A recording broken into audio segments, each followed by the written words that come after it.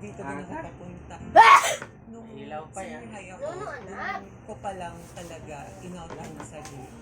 Sobrang takot ako na mag-transition. Though gusto ko na sobrang na. Pero natatakot ako. Wala na, gibungkag na nga. Ano bang isipin ng pamilya ko? Bungkag na sa batuta.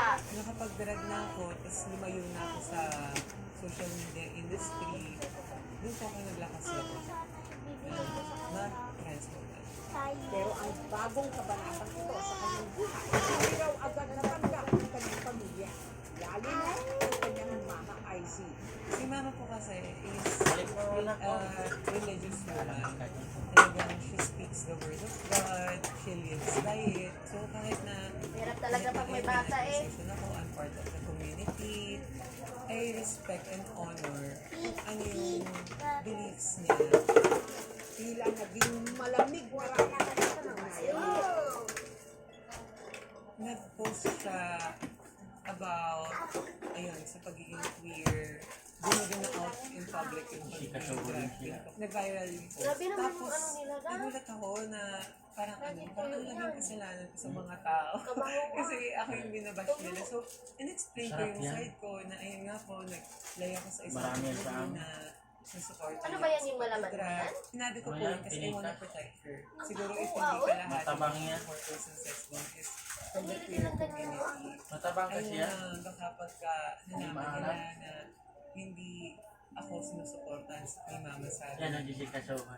baka lumayo yung loob nila kay mama. Eh, paano ko nga alam kung kapuro sa'yo ba yung ano? Pero sa kabila ng kanilang hindi pagkakaunawaan, Mao, hindi pa maayo. nawala Ayan, ang yan nga, respeto kasi at sabi ko nga pagmamahal ibali, sa Sophia. di ba? Dagdag pa niya, totoo raw na nag-uusap pa rin sila. Nag-chat kami, though hindi pa kami nakikita, hindi na pa ako nakikita ganito. Ay, pero okay na po. Sana yung mga tao din na nakakakita sa kanya, nag-comment sa mga posts Imposible di ka niya. I hope ma-infection na ng tulog. they will understand also kasi she's coming from a place of love. It's not just dahil ayaw kita magbakla, wag ka na magbakla. She just wants to protect me.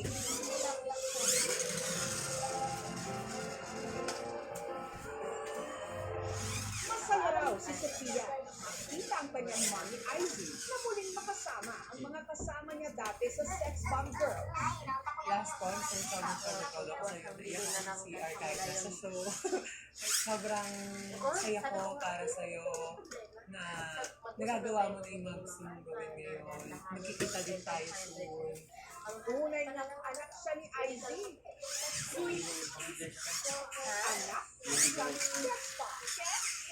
Kita. Lumalaban. Nandun lang. Oo, nandun lang. Lahat. Lahat ng ginagawa niya nandun. Kasi baka daw tutupanin siya.